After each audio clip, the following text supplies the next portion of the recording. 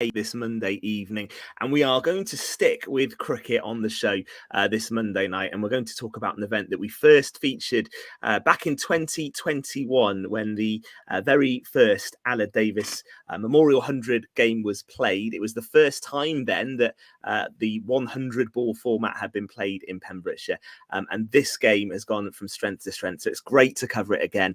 Tom Davis is back with us to talk about this year's event, which is coming up on the 23rd of July. Tom, good evening. How are you? Good, thanks, Ben. How are you? We're really, really good, and I can't believe it's come round again. I bet you can't as well. Plenty to do as you get ready for next month. Just for people who maybe don't remember, who haven't followed this over the last few years on Pure West Sport, what was the background and the reason behind setting up this game? Okay, so Dad passed away back in 2018, and it was always sort of an idea to maybe do something in his memory, but what that something was, we didn't sort of know at the time. And then during the first COVID lockdown, and that's fast forwarding a couple of years, Timmy Hicks, obviously he's my cousin, but him and a couple of the other Kiwi boys just approached us about holding a memorial game or something of that ilk, just to try and get cricket going again. So something with Criselli and Loreni. And it was potentially going to be like a round robin with Kieran holding it at one Saturday. The following week, it might have been up at Criselli, but it just sort of snowballed into something that has gone above all our expectations, really. So we set up a memorial fund in Dad's name as a family, and have the 100 competition as our big fundraising event every year now. As you said, it's the third year. And we just try and raise money that we can then donate back into the sporting community, really.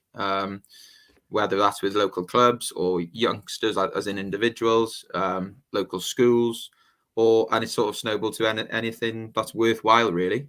And it's gone from strength to strength. Well, I know Fraser and Gordon are desperate to ask about the fundraising. I really want you to tell people about that as well, people that are watching on.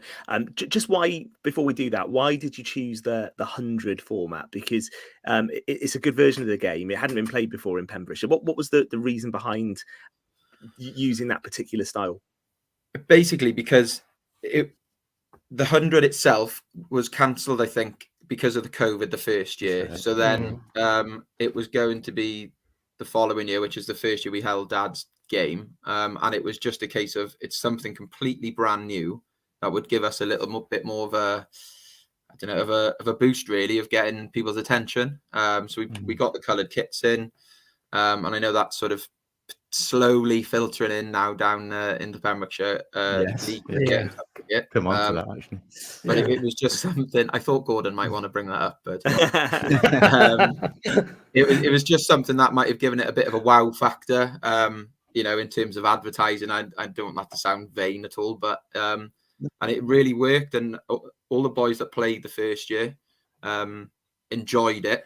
So we just thought, well, we can keep that, and the quick nature of it actually helps when you're running a day where there's lots of cricket being played. So it just worked. So there it is to stay for now, really.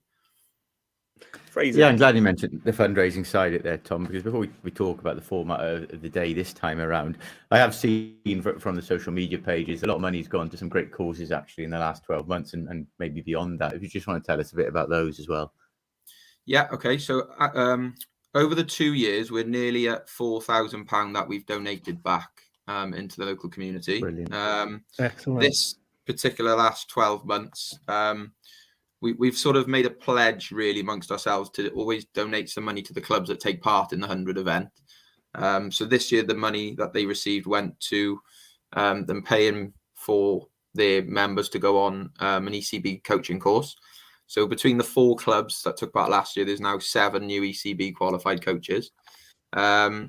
We helped out Carew under 6s, so there's been no junior football in Carew for donkey's years. And Sean Jenkins and with a couple of others done a great job of getting that going again. So we've gave them some money so they could get some tracksuit tops. But also some of the money went for one of them to do an FAW leaders coaching course. We've helped Half a West Cricket Club. They've bought a new bowler machine for their juniors. I think it's one of the Joe Root bowler machines. So they purchased that. 3 of the boys who played cricket for our thirds, Carew thirds, were part of Green Hills I'm going to say a year 9 football team who represented Wales at the British Cup over in Ireland back in May. So they had to do a lot of fundraising. So we gave some money to those 3 boys as individuals to help them on their way. Simon Wood from Carew took part in the Welsh over 50 squad at the World Cup back in South Africa during the winter. So we helped him. He again had to fundraise for his trip. And then my personal favourite donation that we've made this year, it started off with 2 girls. It's now actually come up to gone to 3. 2 pupils who I used to teach in St Oswald School in Jefferston, Ava and Minnie, are representing West Wales gymnastics in Florida next February. Again, I've had to sort of fund their trips, so doing a lot of fundraising themselves. But when I'd seen Ava's mum had put something out that they were looking for help, we sort of got in touch to be able to help them out, which is, I'm dead chuffed to be able to have done that, really. That's brilliant. And since then, there's another Ava. We didn't realise there's 3 girls from Pembrokeshire actually have been chosen, and there's another Ava who has got in touch since through the other Ava and Minnie's parents. So we're helping her out as well. So really delighted to have more of a variation in who we're donating to as well. It's very easy to think about football and cricket, maybe a little bit of rugby. We don't want it to be just it's a fantastic legacy for your dad, that though, isn't it? I was going to say it's a fantastic legacy for your dad, that though, isn't it? It's it's, don't get me wrong, there's a lot of memorial games across various sports in Pembrokeshire, and rightly so. Some great characters we've lost in the last few years, but it's one thing just holding maybe a game, but this is actually something which is putting so much back into sport for somebody who loves sport around the county, isn't it? So it's incredibly fitting. It's ideal, isn't it?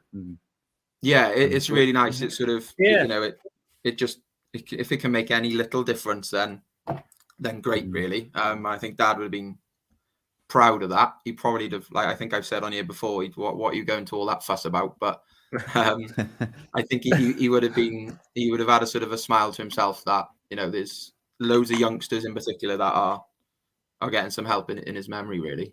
So I got to mention one more thing. I've got it written down that we're also sponsoring a golf day in Carmarthen in August. There's a sports aid organisation that do a lot of similar stuff to us, but on a bigger scale. And Kerry, so Dad's brother, has been involved with them in the past. So we've sort of helping out with sponsoring a golf day that they're holding in August as well. So that's all our donations really during the winter. Yeah, that's absolutely brilliant. Okay, Gordon. Obviously, you've been inspirational in bringing Pembrokeshire cricket into the 21st century due to the coloured kits as well. But no, all jokes aside, you've done a fantastic job. Your dad would be so proud of what you're doing. I can tell you that now. And he would be chuckling to himself with everything that's been going on in his name, because he was just old school, simple as that. A great character. But how is the format for this year? Can you talk a little bit about this event now next month? Can you tell us, is it the same teams involved, or is there any sort of variation to the normal criteria? So there's there's one massive tweak that we've made. So first of all, the teams are the same as last year. So Carew, Criselli, Loreni and Carmarthen are coming back down. We never really banked on, or never really thought about the invitational team winning the competition. And then after last year, they won it. I was bombarded by the boys following the event last year saying, are we coming back to defend it? And that wasn't necessary for the players either. I think there was a few supporters who might have enjoyed themselves, shall we put that way. So we've sort of said that they'll come back this year. They can defend the title, basically. So the teams are the same. The biggest change we're making is that all the cricket's going to happen on the main pitch in Carew now this year. I did see that. Okay. So instead of having 2 simultaneous semi-finals on the 2 grounds in Carew, all the games are going to take part on the main pitch. The reason we had it up on the thirds pitch to start with is that Dad obviously played a lot of cricket up there in his latter years. So it was another nice sort of little tie-in, really. But having played up there now last year myself, it did feel a little bit like you were out of the day for a couple of hours. So we're gonna try it all on the main ground this year. It might not work but we're hoping it will. So it's Is going to it be a an slightly earlier earlier start. start? Yeah. Yeah. So the first semi-final will be 10:30.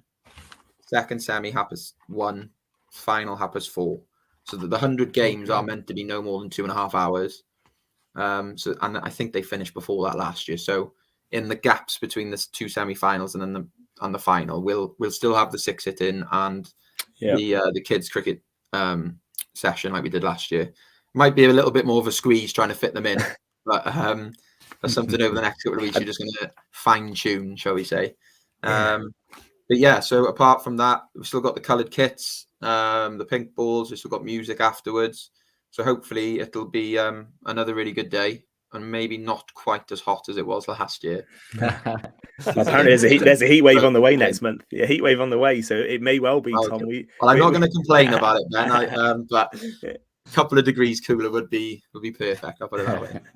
Excellent stuff. And as you go into the third year, Tom, how is it from an organisational perspective? Because as Fraser and Gordon have said, you see a lot of these games across the county. This one it seems to have really captured the imagination. You've done a great job, and the fact that you're rolling that money out continuously to some brilliant causes is just so good to hear. But how is it from an organisational point of view? How has that grown? How have you got smarter over the years about doing this?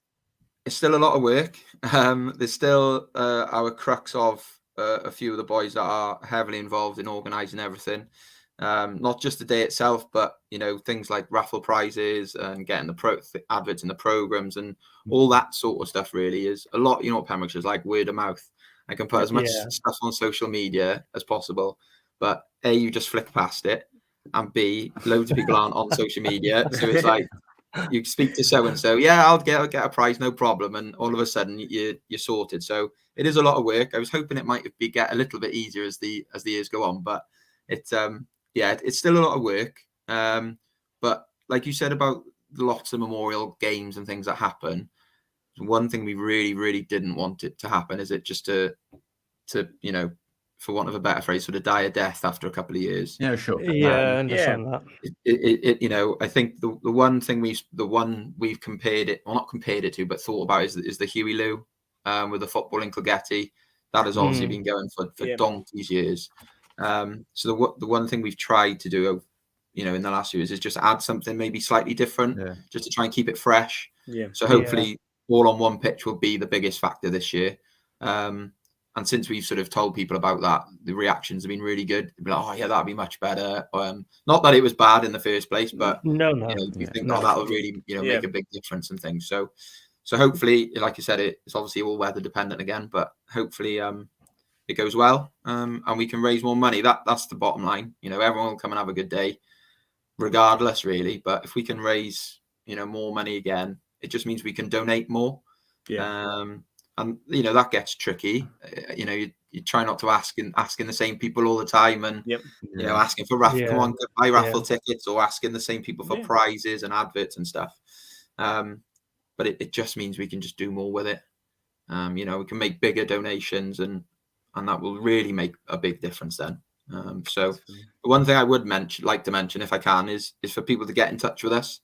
It's happened a couple of times since we started, but we'd love to just be able to have people messaging us, speaking to us, saying, so-and-so's, going off on this trip, or can you help them? And, I'm not saying we can always say yes, of course, but it would be nice to have more people come to us. We'd see it as a pot of money that everyone can try and dip into if they want to, really. So, so. What's the best way to do that? Given the success. Well, any of our social media pages, so Facebook, Twitter, Instagram, literally just drop us a message. Obviously, again, like Pembrokeshire, even the small community around Carew, that so many people know so many other people that they can get to us through word of mouth, or here's our number. We got an email address as well. It's quicker than social media, isn't it? Exactly.